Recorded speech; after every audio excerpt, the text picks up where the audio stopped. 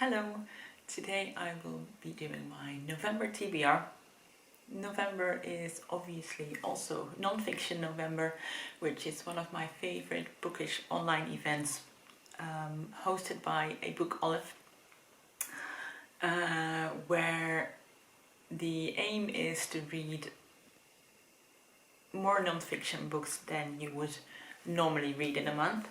Now, according to the story graph, I read about a third non-fiction and 2/3 fiction. So for November I'm hoping to read about half non-fiction. Before I get into the TBR game, I wanted to quickly show you all my non-fiction books on my TBR. I'm gonna really race through them and just say a few sentences about each of them. So I have Invisible Women by Caroline Criado Perez. This is about how the world is designed for men and how it puts women at a disadvantage.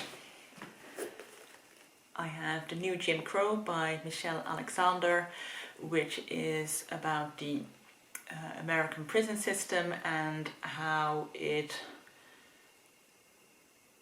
is designed to oppress black people. I have Why We Sleep by Matthew Walker, which is all about sleep. I have Know My Name by Chanel Miller, who got sexually assaulted on campus, and this is her memoir about that experience, and then also about the backlash it got in the media. I have my autobiography of Carson McCullers by Jen Shepland, which is partly a biography on Carson McCullers, but also a memoir of the author and her relationship with the writer Carson McCullers. I have The Living Mountain by Nan Shepherd, which is a meditation on taking walks in the mountains and her relationship with the nature around her. I have In the Kitchen, Essays on Food and Life, which is very much just what it says. I have The Transgender Issue by Sean Fay, An Argument for Justice, which is also very much just what it says on the tin.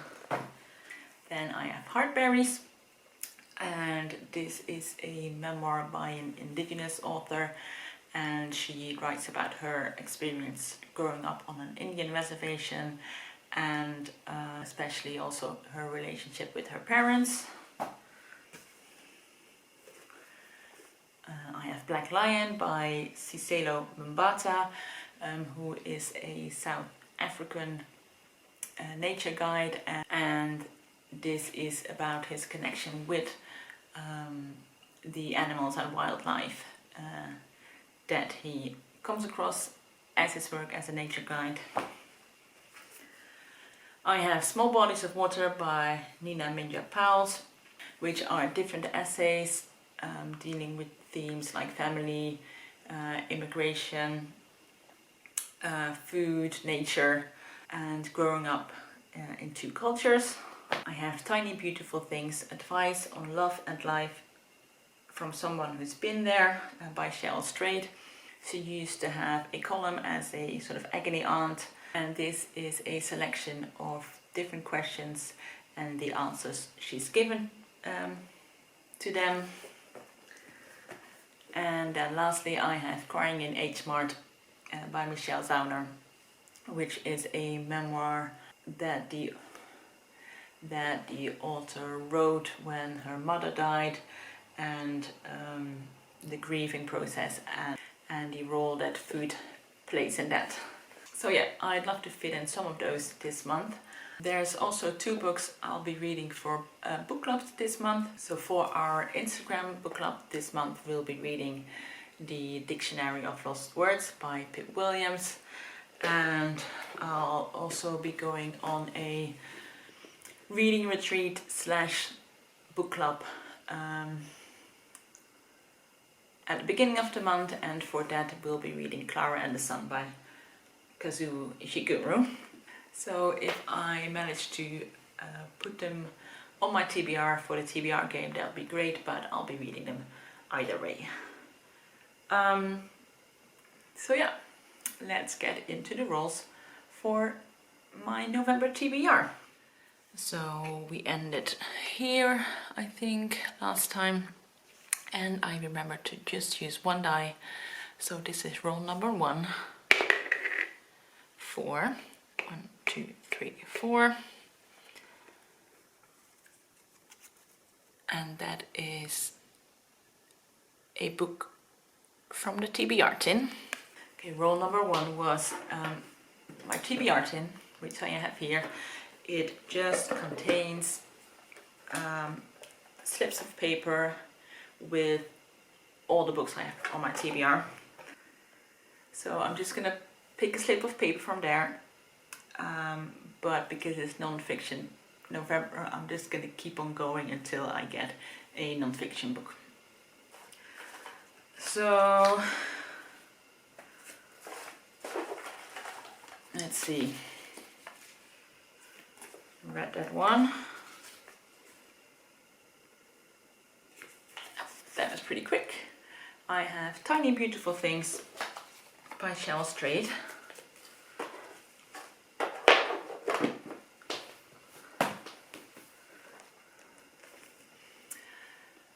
So there's Tiny Beautiful Things by Cheryl Strait.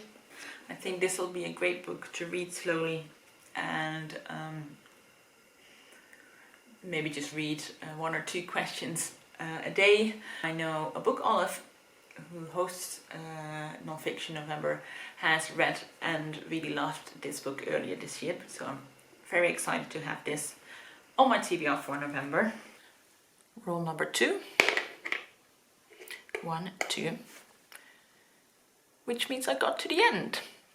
Okay, and roll number 2 got me to the end of the game. I've been thinking of what to do when I got to the end, because I wanted to have you know, something kind of fun and special as a treat for when I finish the game. I know loads of people sort of celebrate finishing a game by getting a special book or something, but because I'm not really on a book buying ban or anything, I didn't want it to be a bookish treat.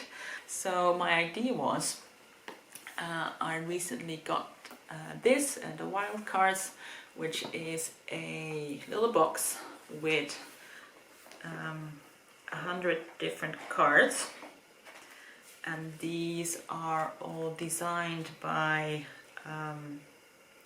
Jackie Morris, and she does these really beautiful nature illustrations. Here's one of a blackbird, and I figured that each time I get to the end of the board, I would send one of you a postcard. So if you'd like to get a postcard, just put a message down below saying you're interested, and I'll pick one person to send a postcard to this month, which I thought was just a fun little way to celebrate finishing a round, and I love sending out postcards, so I'd say that's a win-win situation. Roll number 3, we're going to start at the beginning of the board again. 1, 2, 3.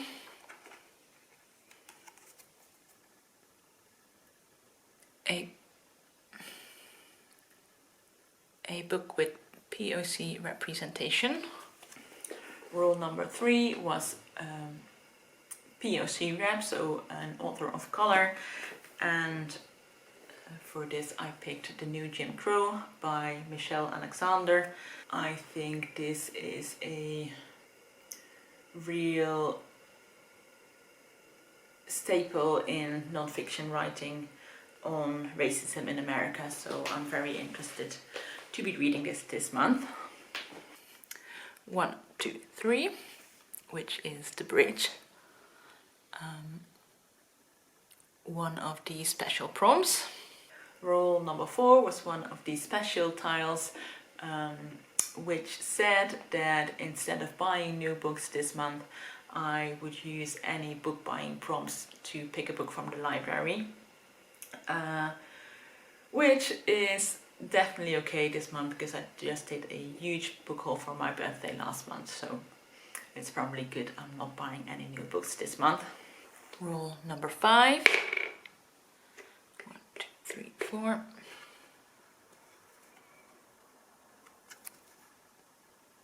Is a protagonist over 40.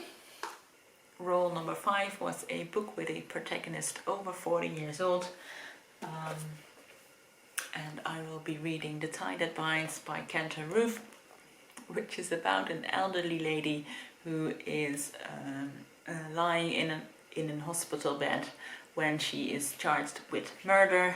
And I think this is very much an exploration of how that came about and her role in the community she lives in. Rule number 6 is 6. 1, 2, 3, 4, 5, 6.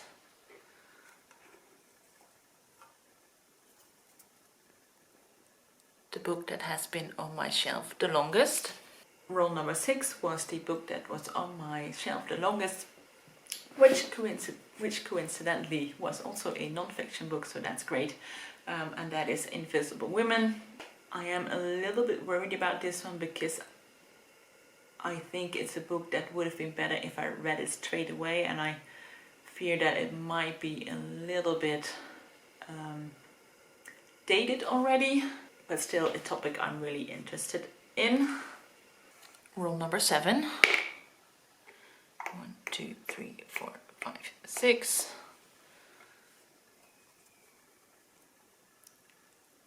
A book over 500 pages. Number 7 is a book over 500 pages, and actually the only book over 500 pages I have on my TBR is the next book in the Realm of the Elderling series by Robin Hobb. Those are real comfort reads for me. I usually just save them up for when I have a need for a comfort read. So instead I picked a book that is just under 500 pages, and that is Kaikeyi by Vaishnavi Patel, which is a retelling from a story of Indian mythology, told from the female perspective, which is always something I'm interested in reading. And this is, I think it's about 480 pages, so still a real chunkster. Rule number 8 is a book buying prompt, or in this case a book from the library prompt.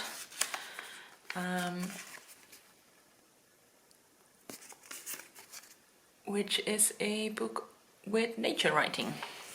Number 8 was a book buying prompt, so in this case it'll be a book from the library, and that is a book with nature writing. And I think because Climathon is also coming up, I will try and find a book on climate change. So if you have any suggestions on that, I'd love to hear them. Roll number 9. 3, 1, 2, 3, roll again. 1, 2, 3, 4 is a book in translation. Rule number 9 was a book in translation, and I didn't have any non-fiction books in translation, but I did have some poetry in translation, and I never really know whether to categorize poetry as non-fiction or fiction, but we're gonna go with it this time. This is Resistencia, Poems of Protest and Revolution. So this is a collection of poetry by different poets, all from Latin America, and it even says it represents every country in Latin America, and it says the poets of Resistencia explore feminist, queer, indigenous and ecological themes alongside historically prominent protest against imperialism, dictatorships and economic inequality. So I think there's going to be some very interesting themes explored in this poetry collection. It actually has the English translation on one side, and then the original Spanish, and then the original language on the other. And then in the back it also has some short biographies of the different poets and the translators as well. So I think this is going to be a really excellent book to dip in and out during the month of November. And the last roll is 5. 1, 2, 3, 4, 5. And that is a modern classic. And then the last roll, number 10, was a modern classic, and I'm gonna go for The Living Mountain by Nan Shepherd, which I think is a real modern classic in the way of nature writing. So I'm also really looking forward to that one. So here's my stack of books for November. I think this is a great varied stack with lots of non-fiction options. So I'm really looking forward to reading some of these in November, and we'll see how we'll do. I'd love to know what your plans are for November. Are you participating in Nonfiction November, and what books are you planning to read? As always, just leave a comment with anything you'd love to talk to me about, and also if you want to be in with a chance to get a postcard from me, you should also leave a comment down below. And yeah, that's it for now. I'll talk to you next time. Bye bye.